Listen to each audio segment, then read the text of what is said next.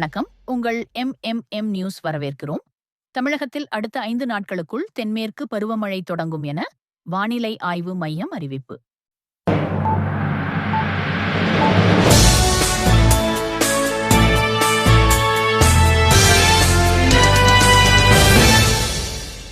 நடிகர் அஜித்குமாரின் தாயார் மோகினி மணி காலமானார். பல அரசியல் மற்றும் திரையுலக பிரபலங்கள் இரங்கல் தெரிவித்தனர்.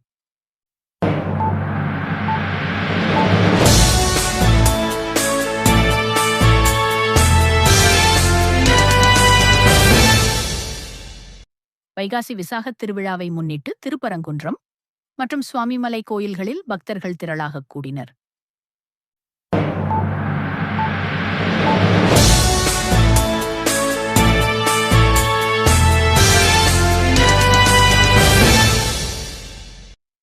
தங்கம் விலை சவரனுக்கு 240 ரூபாய் உயர்வு.